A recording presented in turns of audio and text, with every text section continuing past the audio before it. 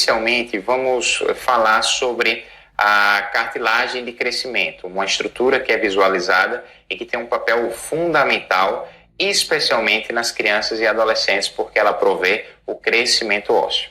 Se formos falar da estrutura óssea em si, nós temos três cartilagens hialinas. Essa mais superficial, que é a cartilagem articular. Embaixo dela nós temos a cartilagem epifisária e, por fim, nós temos aqui essa cartilagem que a gente chama de fise ou de placa de crescimento. Como vocês conseguem ver na imagem, nós temos dois tipos de placa. As placas primárias, que têm essa localização e têm a responsabilidade de prover o crescimento longitudinal dos ossos. E nós temos também as placas secundárias, que elas promovem o alargamento desse centro de ossificação secundário e, por consequência, elas provêm a forma, elas dão forma às extremidades dos ossos. Percebam que tanto a placa de crescimento primário como a secundária, ela é formada por condrócitos. Mais superficialmente, nós temos esses condrócitos que têm uma distribuição mais aleatória, que a gente chama de condrócitos de reserva. Isso porque eles tem uma função mais de reserva nutritiva, de aporte nutritivo. Eles não proliferam, eles não formam novos condrócitos. A gente sabe que para o crescimento ósseo adequado, a gente tem que ter um equilíbrio entre formação de condrócitos e apoptose, morte celular programada de condrócitos. Com esse equilíbrio, nós temos o crescimento adequado. Essas células de reserva, elas não provêm muito crescimento, não tem muita divisão mitótica.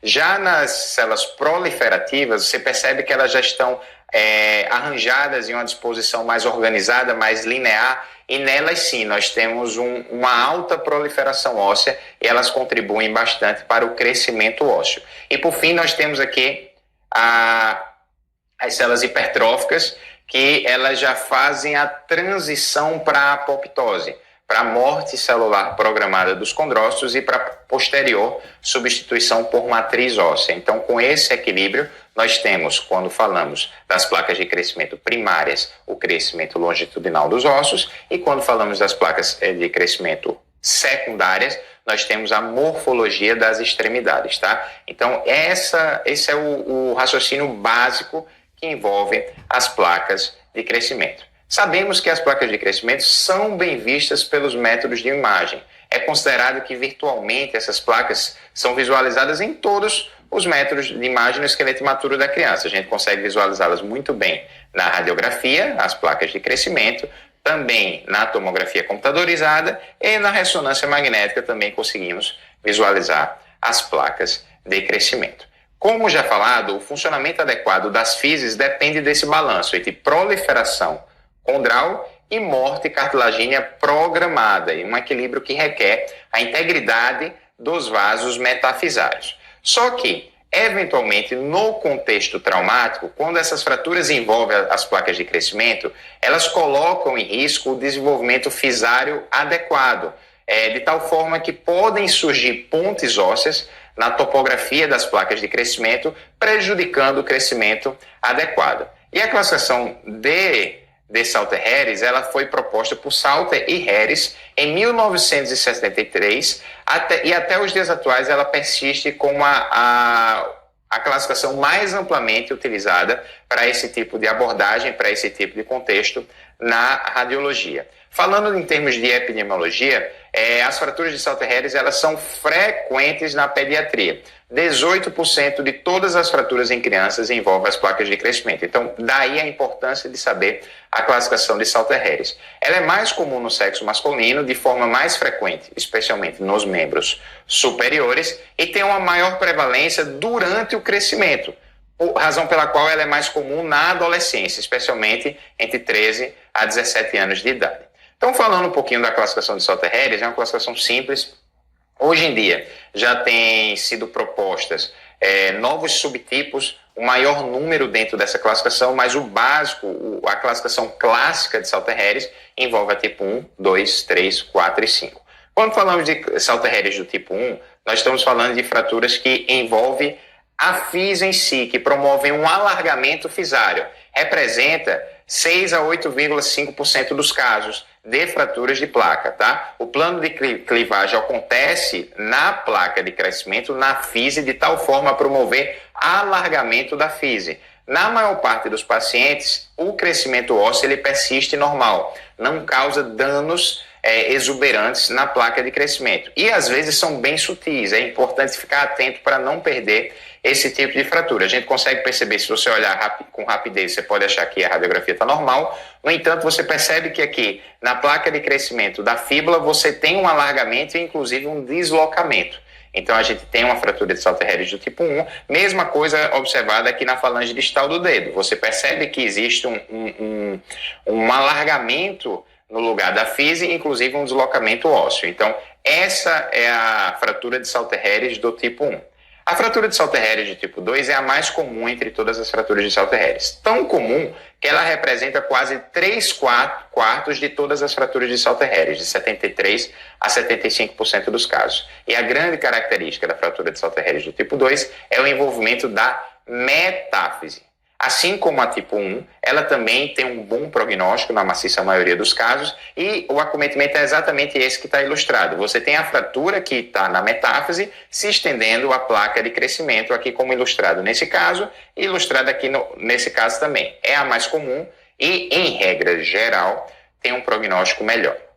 A de Salter-Harris do tipo 3 é diferente da tipo 2, porque a tipo 2 envolve a metáfise e a tipo 3 envolve a epífise, tá? Ela é menos comum que a tipo 2, ela acomete de 6,5% a 8% dos casos de fratura de Salter-Harris e ela pode ter um pior prognóstico se a fratura envolver as zonas proliferativa e de reserva, que eu expliquei anteriormente. Então, você tem essa característica da fratura envolvendo a epífise se estendendo até a placa de crescimento, como a gente está vendo muito bem nesse caso, envolvendo, existem outras fraturas aqui, mas essa aqui bem ilustrada, envolvendo o maléolo medial. Então, a fratura de Salter-Harris tipo 3 envolve a epífise.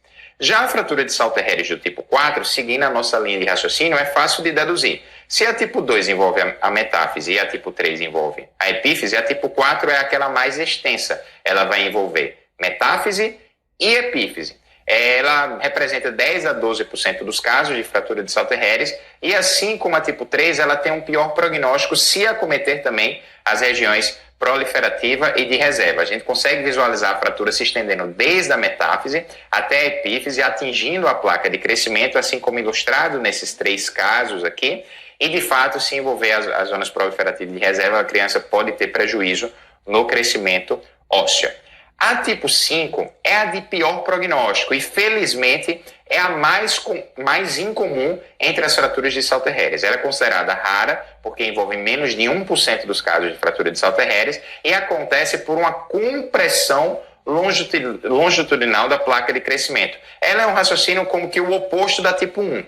A tipo 1 alarga a placa de crescimento e a tipo 5 comprime a placa de crescimento. Como a gente consegue visualizar aqui. Aqui está preservado, mas aqui há uma nítida compressão da placa de crescimento, um prognóstico pior quando a gente considera crescimento ósseo. O prognóstico da criança acometido por esse tipo de fratura vai ser um pouquinho mais nebuloso. Atenção, pessoal. Eu falei de prognóstico segundo a classificação de Salter-Harris, mas alguns artigos consideram que, embora ela de fato seja um excelente sistema para a caracterização das fraturas, essas fraturas que envolvem as fises, ela tem, às vezes, valor limitado quanto ao valor prognóstico. Vou dar um exemplo. Na tíbia distal, a incidência de fechamento prematuro da fise após fraturas de Salter-Harris do tipo 1 e do tipo 2 é de 36%, ou seja, 36% dos pacientes que têm a fratura do tipo 1 e tipo 2 têm um problema no crescimento ósseo. No entanto, na tíbia distal, os pacientes que são acometidos por fratura do tipo 3 e do tipo 4 têm um problema no crescimento ósseo em 38% dos casos. Você percebe que, independente do tipo de fratura, segundo Salter-Harris, o prognóstico é relativamente parecido. Isso acontece em algumas regiões. Tem sido proposto que a localização anatômica da fratura e os contornos da cartilagem de crescimento parecem ser valores mais preditivos de prognóstico do que a própria classificação de Salter-Harris. Ressaltando que é uma classificação bem importante, bem utilizada, mas como toda classificação tem suas limitações. É importante a gente destacar que A vascularização transfisária que acontece após o trauma, ela vai facilitar o recrutamento de células osteoprogenitoras, células produtoras de matriz osteoide. E como consequência, você vai ter a formação de pontes ósseas, onde era para a gente ter placa de crescimento. Isso é muito bem visualizado, não só na radiografia, como na ressonância magnética e na tomografia. Nesse caso aqui, olha como está bem ilustrado, a gente tem uma ponte óssea num rapaz que previamente teve uma fratura de Salter-Harris do tipo 4, e essa ponte óssea, no lugar onde deveria existir a placa de crescimento, ela vai, de fato, ocasionar um prejuízo no crescimento ósseo. Aqui você já visualiza na sequência T2 com saturação de gordura, um edema ósseo relacionado à sobrecarga mecânica, tá? Então, a consequência, o dano da fratura de Salter-Harris, muitas vezes está relacionada a essa formação de ponte óssea. Então, resumindo, pessoal, a classificação de Salter-Harris, temos a tipo 1, que é o alargamento da fise, tá? Temos a tipo 2, que é a mais comum entre todas as fraturas de Salter-Harris e tem como grande característica